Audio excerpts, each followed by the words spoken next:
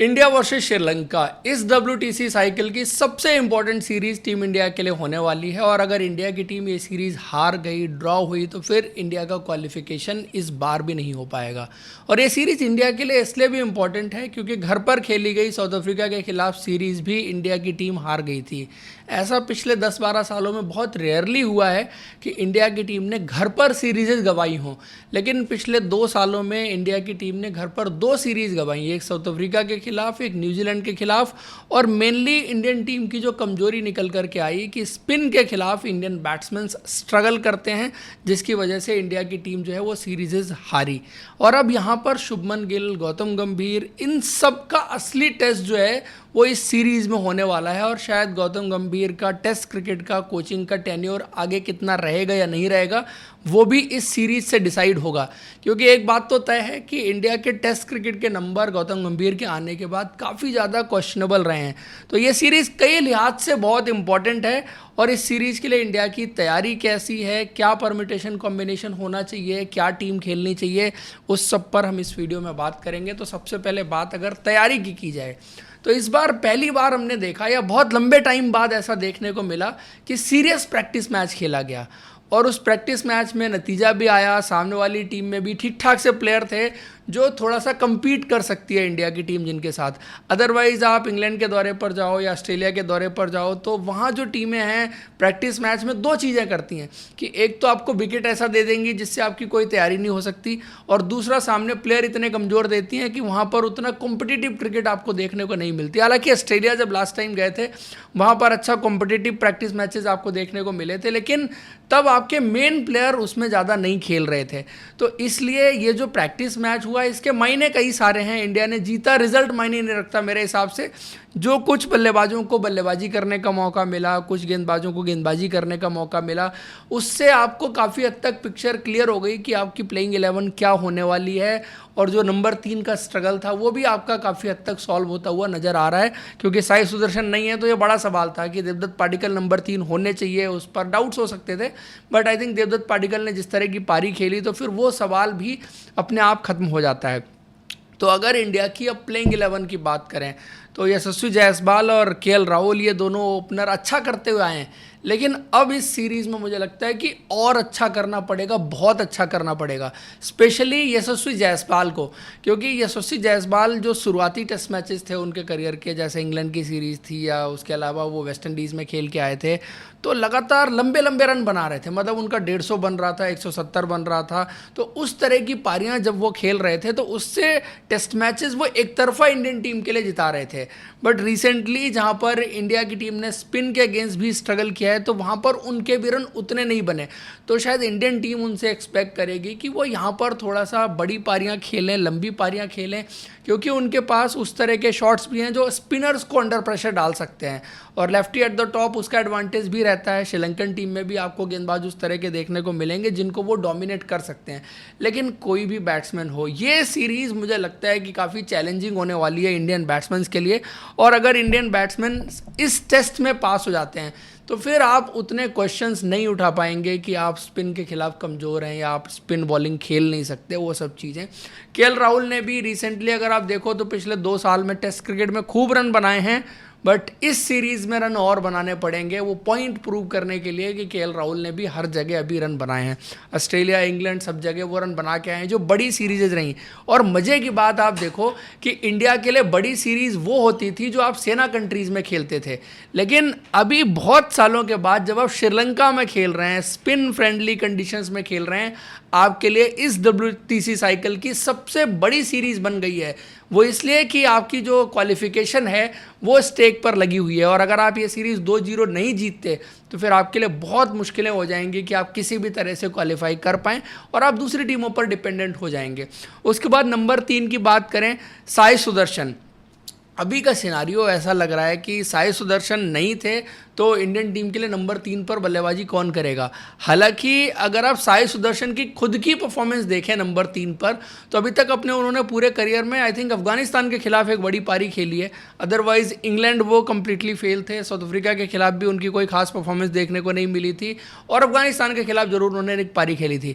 But point ये था कि जब इंडिया ए की टीम श्रीलंका दौरे पर आई थी तो साई सुदर्शन ने 2 सेंचुरीज लगाई थी, इन्हीं कंडीशंस में खेल के गए थे और उन्होंने काफ़ी रन बनाए थे, इंप्रेस भी किया था, और मेनली स्पिन के खिलाफ वो अच्छा खेल सकते हैं। वो चैलेंज हुए थे इंग्लैंड में, जहां पर बेन स्टोक्स ने उनके खिलाफ जो राउंड द विकेट आके स्ट्रेटजी अपनाई थी और लेग साइड में लेग स्लिप पर उनको 2-3 बार आउट करके जो है वो दिखाया था। तो एक पैटर्न सा बनाया था उन्होंने कहीं ना कहीं, लेकिन एटलीस्ट स्पिन के खिलाफ उन्होंने प्रूव किया था, तो ऐसा लग रहा था कि वो आपको सॉलिडिटी दे सकते हैं, बट ये गारंटेड नहीं था। लेकिन देवदत्त पाडिक्कल एक ऐसा बैट्समैन रहा है, आप अगर रिसेंटली देखो डोमेस्टिक क्रिकेट में पिछले 2-3 या उससे ज़्यादा टाइम में भी आप कंसीडर कर सकते हैं टाइम फ्रेम में, उन्होंने बहुत कंसिस्टेंटली रन बनाए हैं। और ये कई बार किसी भी बल्लेबाज के बारे में डिकोड करना बड़ा मुश्किल होता है कि वो रन बना रहा है, बहुत रन बना रहा है, ओकेजनल रन नहीं, मौके पर भी बना रहा है और हर जगह लगभग वो रन बना रहा है। But at the same time 2-3 situations या 2-3 मौके ऐसे आए जहां पर वो टेक्निकली एक्सपोज भी हुए। आप देखो ऑस्ट्रेलिया जब वो गए, उनको टेस्ट मैच खेलने का मौका मिला, एक सर्टेन लेंथ है, सर्टेन एरिया है, सर्टेन चैनल है जहां पर गेंदबाजी होती है, तो देवदत्त पाडिक्कल कंप्लीटली एक्सपोज नज़र आते हैं। वैसा ही काम इस बार की जो विजय हजारे ट्रॉफी का फाइनल था वहाँ पर यश ठाकुर ने करके दिखाया था।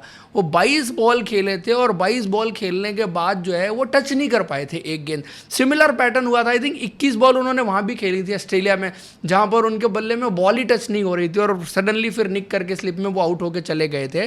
तो ये एक टेक्निकल डिफिशेंसी तो है उनकी बल्लेबाजी में, बट एटलीस्ट जब बात आती है कि स्पिन के खिलाफ अच्छा बैकफुट प्ले है, फ्रंट फुट पर भी अच्छा खेलते हैं, रन्स वो खूब बनाते हैं। और ये मैंने देखा है कि बहुत सारे बल्लेबाजों का वीक पॉइंट हो सकता है, बट वो ओवरकम कैसे करते हैं और सामने वाली टीम उसको किस तरह से एक्सप्लॉइट करती है, इस पर उनकी सक्सेस जो है वो काफ़ी हद तक डिपेंड करती है। हाँ, बाय द टाइम ज़रूर प्लेयर इंप्रूव कर सकता है, जो अपनी टेक्निकल डिफिशेंसी है उससे आगे जा सकता है, उसको इम्प्रूव करके जो है वो लगातार टॉप लेवल पर अच्छी क्रिकेट खेल सकता है। क्योंकि आप एग्जाम्पल किसी भी बड़े प्लेयर का देखें तो हर किसी में कभी ना कभी किसी ना किसी स्टेज पर कोई ना कोई कमी जरूर रही है, लेकिन उसको कैसे ओवरकम किया उसी ने उस प्लेयर को बड़ा प्लेयर बनाया। तो आई थिंक देवदत्त पाडिक्कल के लिए अब ये जो फेज़ आ रहा है ना, वो वैसा ही फेज़ है, क्योंकि वो पता तो सबको है अब इन कंडीशंस में उतना कैरी नहीं होगा, उतना बाउंस नहीं होगा, उतना फास्ट बॉलर्स को मदद नहीं होगी। तो मुझे नहीं लगता है कि श्रीलंकन टीम उस कमी को जो है वो एक्सप्लॉइट कर पाएगी। इसीलिए आपने देखा कि प्रैक्टिस गेम में देवदत्त पाडिक्कल जो है वो कितना ईजी बैटिंग कर रहे थे। स्पिन के खिलाफ उतना ज़्यादा प्रॉब्लम उनके गेम में वैसे नहीं है, नॉर्मली नहीं है। बॉल जब घूमेगा, जब हर कोई चैलेंज होगा तो वो भी चैलेंज होंगे, वो एक डिफरेंट चीज़ आती है। बट एक विकेट जो आपने प्रैक्टिस मैच में देखा उस तरह का विकेट रहता है तो इजीली जो है वो स्कोर कर सकते हैं। और जितना रन बना के आए हैं ना, रन बनाने का जो अल्टीमेट कॉन्फिडेंस होता है वो आपको देवदत्त पाडिक्कल की बल्लेबाजी में देखने को मिलेगा। उसके बाद शुभमन गिल जो है वो फिट हो गए, ये अच्छी चीज़ रही, उन्होंने थोड़ा बैटिंग प्रैक्टिस भी की। अदरवाइज तो फिर शुभमन गिल के बारे में भी ये बात हो रही थी कि यार कुछ मैच खेलते हैं फिर इंजर्ड हो जाते हैं, हमारा कप्तान ही बहुत ज़्यादा इंजर्ड होने लग गया है, तो उससे फिर प्रॉब्लम होती है। But Shubman Gill I think इस वक्त अगर आप देखो जो एक प्लेयर का पीक होता है वो उनकी बल्लेबाजी में कुछ दिनों से नज़र आ रहा है। मतलब एक होता है ना कि जब बल्लेबाज अपने पीक पर बल्लेबाजी कर रहा होता है तो अलग दिखता है, बॉल उसके बल्ले से अलग तरह से निकल रहा होता है और हर कंडीशन में, हर सिचुएशन में वो एक बहुत सॉलिड प्लेयर नज़र आता है। जो कि शुभमन गिल इंग्लैंड में भी आप उनको बल्लेबाजी करते हुए देखें या आईपीएल में बल्लेबाजी कर रहे थे, तो एक अंदाज़ा तो दे रहे हैं शुभमन गिल कि ये उनका जो है वो इस वक्त क्रिकेट का पीक आप उनकी बल्लेबाजी का देख रहे हैं। और आई थिंक अगर ये उनका पीक है तो इंडिया 100% ये सीरीज़ जीतनी चाहिए। फिर उसके बाद नंबर 5 पर ऋषभ पंत। अब ऋषभ पंत तो आपको पता है कि अनप्रिडिक्टेबल रहते हैं लेकिन स्कोर करते हैं, और इन कंडीशंस में जो है वो स्कोर करना बहुत इंपॉर्टेंट रहेगा। मुझे नहीं लगता है कि दोनों मैचेस कम से कम बहुत हाई स्कोरिंग होंगे, देखना पड़ेगा कि आपको कैसा विकेट मिलता है, कैसा वो खेलता है, तो इन सब चीज़ों पर बहुत कुछ डिपेंड करेगा।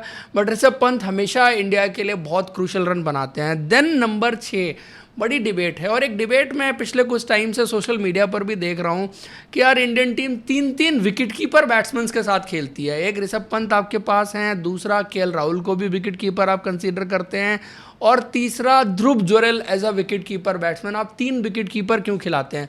आपको चाहिए कि आप स्पेशलिस्ट बैट्समैन खिलाएं।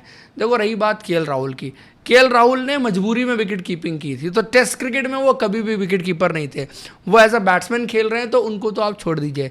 ध्रुव जुरेल, मैं पर्सनली बहुत सरप्राइज हूँ। अगर आप इस वक्त इंडियन टीम में देखो कि कौन सा बैट्समैन टेक्निकली सबसे ज़्यादा करेक्ट है, तो उसमें आप ध्रुव जुरेल का नाम जरूर लेंगे। आप शायद कहेंगे केएल राहुल हैं, शुभमन गिल हैं, और तीसरा बल्लेबाज अगर कोई है तो वो फिर आपकी टीम में ध्रुव जुरेल है। अब पॉइंट क्या है कि जब वो नंबर 6, नंबर 7 पर बल्लेबाजी करते हैं तो वहाँ पर मोस्टली आपकी बल्लेबाजी आती है, फिर टेल आ चुकी होती है, और आपके पास उतने बड़े स्कोर करने का मौका नहीं होता। आपके पास अगर कोई बैट्समैन ऐसा है जो टेक्निकली साउंड है, तो वो टॉप ऑर्डर में बल्लेबाजी करना चाहिए। जब डिफ़िकल्ट फेज़ है उस टाइम पर जो है वो गेंदबाजों को फेस करना चाहिए, लेकिन ऐसा हो नहीं रहा। लेकिन अगर आप ध्रुव जुरेल की बल्लेबाजी देखें सिंस हिज डेब्यू, क्योंकि जब उनको डेब्यू दिया गया था, जब उनको पिक किया गया था, वो पोटेंशियल पर ही पिक होके आए थे, वो अपने टैलेंट पर, अपनी जो टेक्निकल एबिलिटीज़ है उस पर ही पिक होके आए थे। उन्होंने इंग्लैंड वाली सीरीज़ में अपने आप को प्रूव किया, आपके लिए सीरीज जिता के दी। उसके बाद मेन जो मैचेस रहे उसमें उनको रेगुलर खेलने का मौका ही नहीं मिला, और जितने भी साइड गेम्स होते रहे या इंडिया ए के टूर होते रहे, आप देखो ध्रुव जुरेल ने कोई भी ऐसा ओकेजन नहीं था जहां पर स्कोर नहीं किया। इंग्लैंड में उन्होंने स्कोर किया, ऑस्ट्रेलिया में उन्होंने स्कोर किया, इवन अभी जब श्रीलंका ए के खिलाफ सीरीज हुई थी, ध्रुव जुरेल वहाँ भी 150 रन की पारी खेल के गए थे। एक और पारी खेली थी उन्होंने, 2 पारियाँ खेली थी 2 मैचेस में, तो वो यहाँ पर भी स्कोर करके गए। और इंडिया के लिए जब भी उनको मौका मिलता है वो स्कोर करते हैं।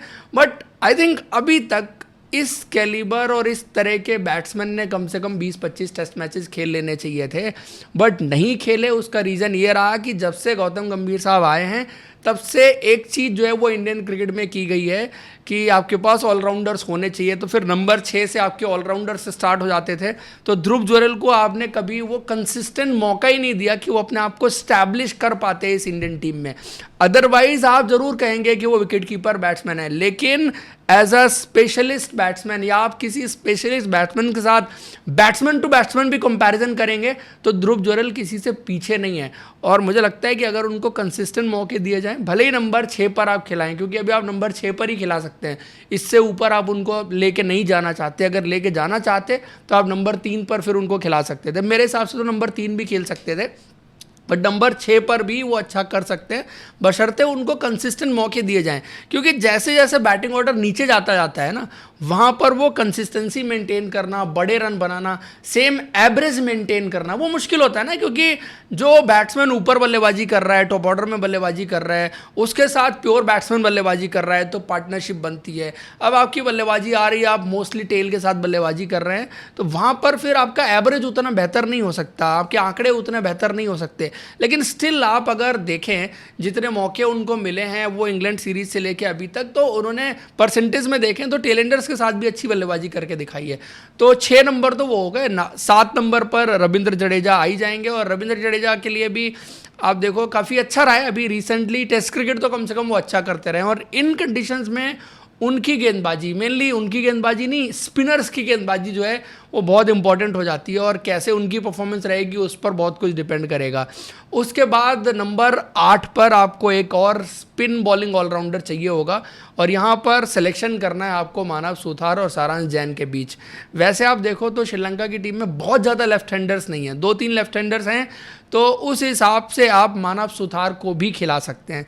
रीज़न इज़ कि मानव सुथार को आप ऑलरेडी डेब्यू करा चुके हैं, he is high on confidence, और प्रैक्टिस गेम्स में भी आप देखिए उन्होंने अच्छी गेंदबाजी की थी, और श्रीलंका ही वो जगह थी जहाँ से मानव सुथार इमर्ज हुए थे, और दुनिया ने देखा था कि मानव सुथार किस तरह से गेंदबाजी कर सकते हैं जब इंडिया की टीम इमर्जिंग एशिया कप खेलने के लिए आई थी। तो मानव सुथार जो है वो मेरे हिसाब से along with Ravindra Jadeja 2 left arm spinner आप यहाँ पर खिला सकते हैं। उसका रीज़न ये है कि आप तीसरा स्पिनर कुलदीप यादव को खिलाइए, क्योंकि देखो आपको विकेट टेकिंग स्पिनर चाहिए। मैं ये नहीं कह रहा सारांश जैन नहीं खेल सकते या वो काबिलियत नहीं है या वो नहीं है। वो पॉइंट इज़ कि आपने जैसे प्रैक्टिस गेम देखा, सारांश जैन अपना पहला मैच खेल रहे हैं इस लेवल पर, और सडनली ये सीरीज़ बहुत इंपॉर्टेंट है। आप ये नहीं चाहते कि आप किसी नए प्लेयर को लाके इस स्टेज पर खिलाएं और पहले मैच में जो बटरफ्लाइज होती हैं किसी भी प्लेयर के लिए डेब्यू करते हुए, उस तरह की चीज़ हो, सडनली आपके लिए उस तरह की परफॉर्मेंस ना आ पाए जो आप एक्सपेक्ट कर रहे हैं। तो आप उस प्लेयर के साथ जाइए जो आपके लिए बेस्ट बेट लग रहा है अभी मेरे हिसाब से। खेलने को ये भी हो सकता है कि सारांश जैन खेलें और सामने वाली टीम को रन थ्रू कर जाएं, क्योंकि काबिलियत की कमी नहीं है, बट सिनारियो देख के, अभी की सिचुएशन देख के मैं ये कह रहा हूँ कि आप 2 लेफ्ट आर्म स्पिनर भी खिला लेंगे तो दिक्कत नहीं होगी। बट इसमें गौतम गंभीर सर की सोच ये भी हो सकती है कि आप सारांश जैन को भी खिला लें, तीनों खिला लें, क्योंकि ऑलराउंडर प्रेफर करते हैं, और आप कुलदीप यादव को बाहर कर दें। यहाँ पर मैं जरूर कहूँगा, मैंने मानव सुतार को इसलिए भी पिक किया क्योंकि मैं तीसरा स्पिनर कुलदीप यादव को मान के चल रहा हूँ कि कुलदीप यादव होंगे। 2 आपके पास ऐसे हो गए जो राइट हैंडर के लिए गेंद बाहर लेके जाएंगे, और एक ऐसा हो गया कुलदीप यादव जो कि राइट हैंडर के लिए अंदर लेके आएगा, सो अपोजिट डायरेक्शन में बॉल लेके जाएगा। यही कॉम्बिनेशन आप बनाते हैं जब आप ऑफ स्पिनर लेके आते हैं। लॉजिक यही होता है ना कि गेंद बाहर लेके जाएगा लेफ्ट हैंडर से, तो वहाँ पर स्कोर करना मुश्किल होगा या फिर आपके लिए विकेट निकालना आसान होगा। तो कुलदीप यादव भी वो रिक्वायरमेंट फुलफिल कर सकते हैं, और बेसिकली कुलदीप यादव दोनों तरफ बॉल लेके जा सकते हैं। गूगली कम करते हैं, बट एज अ चाइनामैन आप देखिए तो वो ऑफ स्पिनर वाला जो कॉलम है वो खाली अगर आपको दिखता है, उसको वो फुलफिल कर सकते हैं मेरे हिसाब से। तो अगर वो कॉम्बिनेशन भी रहे तो आप जो है वो अपना बॉलिंग का कॉम्बिनेशन कंप्लीट मान के चलेंगे, और 2 ही फास्ट बॉलर खेल पाएंगे। मुझे नहीं लगता है कि आप यहाँ पर 3 फास्ट बॉलर खिला सकते हैं, और 2 फास्ट बॉलर में एक तो आपके मोहम्मद सिराज 100% खेलने चाहिए, क्योंकि आपको एक कंसिस्टेंट गेंदबाज चाहिए ही चाहिए जो पूरा लंबी गेंदबाजी कर सके और टिप्पे पर गेंदबाजी कर सके। दूसरा सिलेक्शन इंपॉर्टेंट रहेगा। आकिब नबी तो आप मान लीजिए जिस तरह से आपने उनको ट्रीट किया, तो मुझे नहीं लगता किसी तरह से आप उनको खिलाने वाले हैं। प्रसिद्ध कृष्णा और गुरनूर बरार के बीच में सिलेक्शन है, और यहाँ पर ये कहा जाएगा कि गुरनूर बरार नया फास्ट बॉलर है, अभी आपको उनको टेस्ट क्रिकेट खिलानी चाहिए नहीं खिलानी चाहिए। बट आई पर्सनली फील कि जितना रिसेंटली अभी उनको देखा है, इवन प्रैक्टिस गेम में भी देखे, गुरनूर बरार ने विकेट्स निकाल के दिए थे, और गुरनूर बरार ने ये चीज़ दिखाई है कि आके बीच के ओवर में, आप मिडिल ओवर्स में सेमी न्यू बॉल से, ओल्ड बॉल से आप उनको गेंदबाजी दीजिए, वो वहाँ पर भी विकेट निकाल करके दिखा सकते हैं। वो थोड़ा सा एक्स्ट्रा पेस, एक्स्ट्रा बाउंस जो वो एक्सट्रैक्ट करते हैं, प्रसिद्ध कृष्णा भी करते हैं। प्रसिद्ध कृष्णा ने भी रिसेंटली ठीक ठाक किया। आप देखिए प्रैक्टिस गेम में दूसरी इनिंग में उन्होंने अच्छी लेंथ सिट करी थी, बट आई जस्ट वॉन्ट कि आप गुरनूर बरार को खिलाएं, क्योंकि गुरनूर बरार खेलेंगे तो इम्पैक्ट भी डाल सकते हैं, और दूसरा थोड़ा सा आपको प्रसिद्ध कृष्णा से आगे देखना चाहिए। मुझे ये बहुत टाइम से समझ में नहीं आ रहा है क्यों प्रसिद्ध कृष्णा इंडिया के ऑल फॉर्मेट बॉलर बने हुए हैं, और परफॉर्मेंस अगर अल्टीमेटली देखो तो किसी भी फॉर्मेट में ऐसी नहीं है कि एक ही फॉर्मेट ऐसा हो जहां पर एकदम टॉप लेवल की परफॉर्मेंसेज हो रही हैं। मीडियोकर सी परफॉर्मेंसेज हो रही हैं, बट स्टिल वो हर फॉर्मेट खेल रहे हैं, और खेलने को देखो कोई भी खेल के परफॉर्मेंस करके जा सकता है। बट आज की डेट में मैं तो प्रेफर करूंगा कि आप गुरनूर बरार को खिलाएं अलॉन्ग विद मोहम्मद सिराज। तो ये कॉम्बिनेशन जो है वो मेरे हिसाब से बनता है। आपके हिसाब से क्या बन रहा है आप कमेंट करके बता दीजिए। वीडियो इन्फॉर्मेशन पसंद आई है तो लाइक और चैनल को सब्सक्राइब जरूर करें। Thank you, see you in next video.